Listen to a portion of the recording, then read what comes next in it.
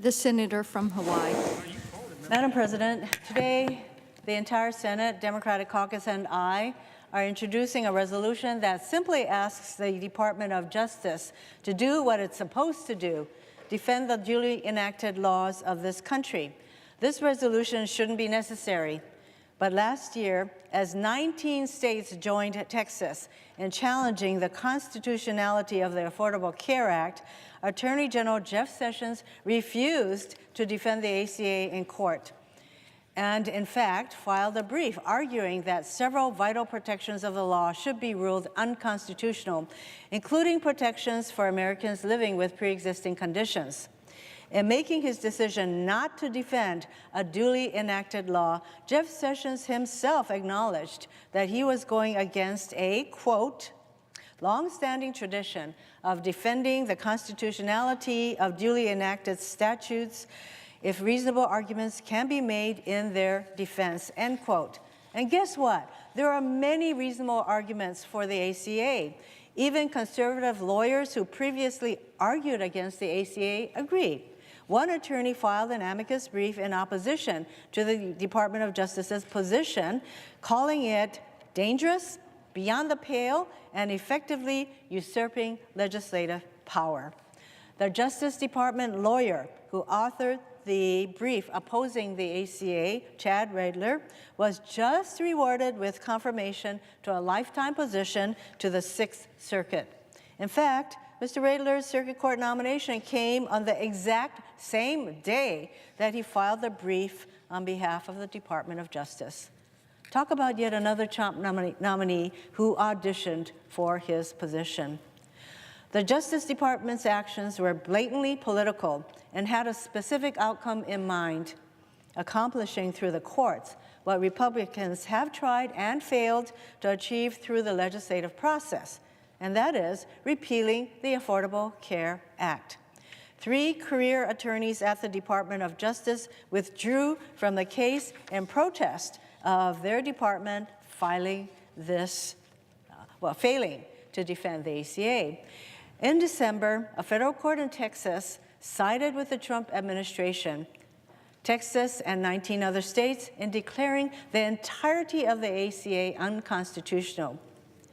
Of course, this will be appealed. The Fifth Circuit, one of the most conservative appellate courts in the country, will hear the case next. The case is destined for consideration by the Supreme Court, where Trump-appointed Justices Gorsuch and Kavanaugh will cast 2 deciding votes on whether to uphold the ACA or cast it aside. I shudder to think which way they are likely to go. The outcome of this case will have a profound impact on virtually every American, especially the 133 million people living with pre-existing conditions. This is not a game. Lives are at stake. Without the ACA's protections, millions of Americans living with conditions as common as diabetes, obesity, heart disease, or cancer could be charged exorbitant premiums or denied insurance coverage altogether. The stakes in this ongoing court battle are incredibly high. Our resolution simply asks the Department of Justice to do its job, defend the ACA as a duly enacted act of Congress, and stand up to protect Americans living with pre-existing conditions. Although many of my Republican colleagues profess to support protections for those with pre-existing conditions, not a single one of them has signed on to support this resolution. Under new leadership, the Department of Justice can do the right thing. During his confirmation hearing, newly confirmed Attorney General Bill Barr indicated he was open to reassessing DOJ's position to oppose the ACA in court. We shall see. With this resolution, my Democratic colleagues and I urge him to re-examine the department's position, consider the monumental impact this case would have on millions of Americans, and stand up for the 133 Americans living with pre-existing conditions.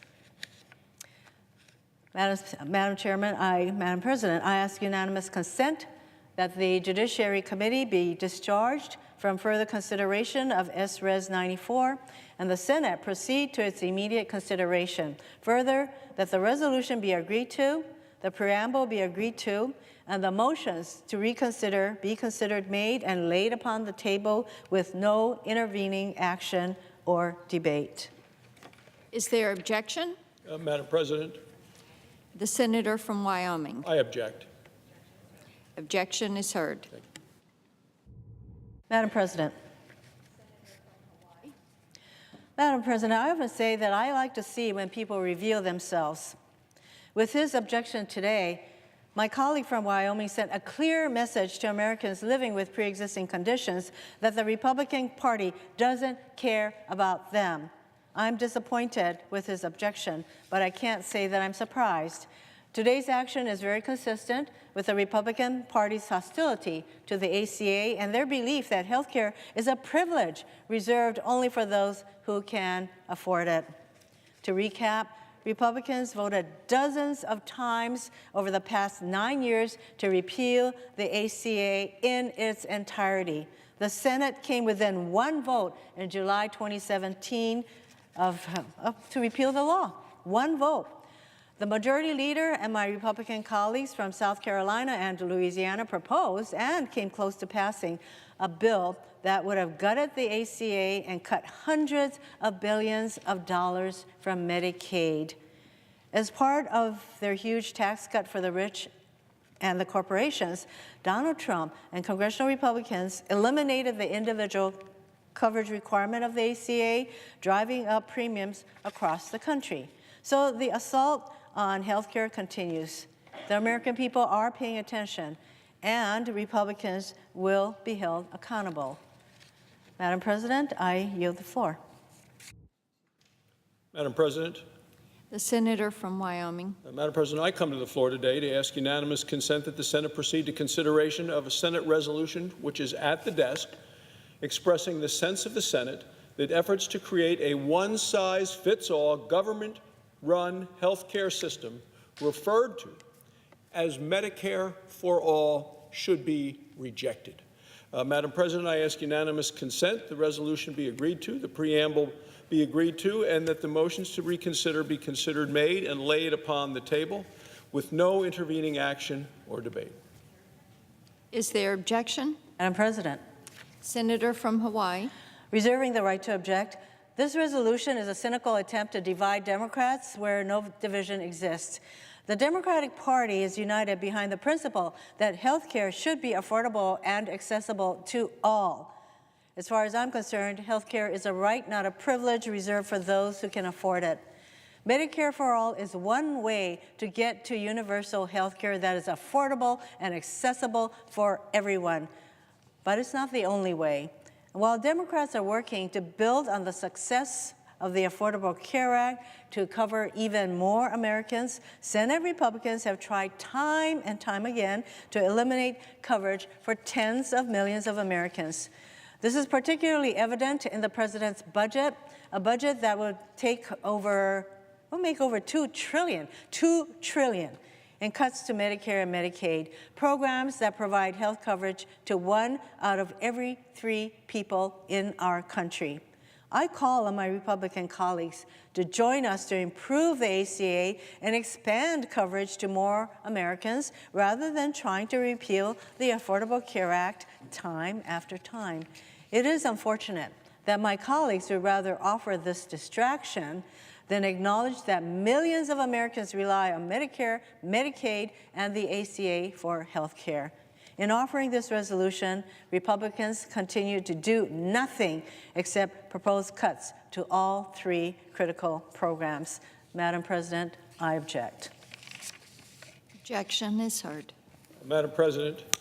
Senator from Wyoming. Madam President, I just point out that what my friend and colleague from Hawaii described to as a distraction is one of the key points of the Democrat Party.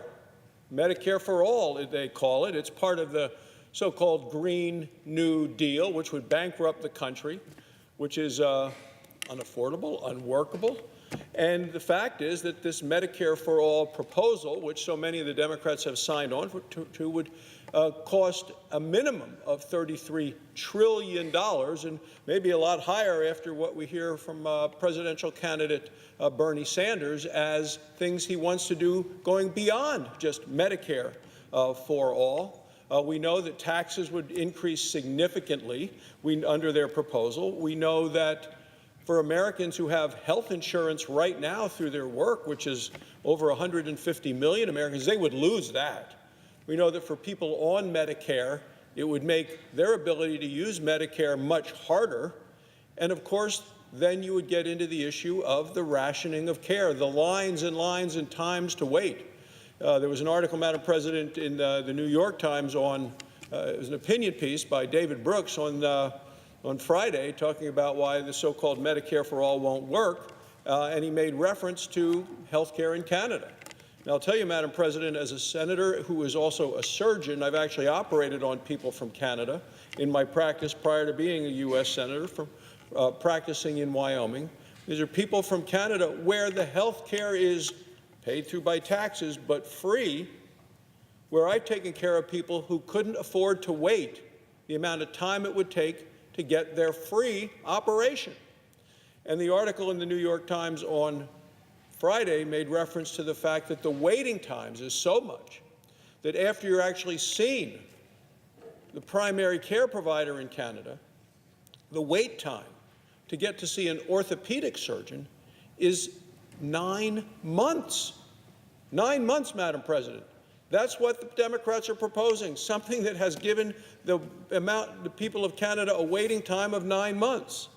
So what we see under this Medicare for All proposal, and I had just introduced today this Senate resolution saying Medicare for All should be rejected, and it should also be a rejection of the tax increases, the loss of choice, and the long lines that will come from this Democrat-sponsored proposal of Medicare for All. Thank you, Madam President. I yield the floor. Madam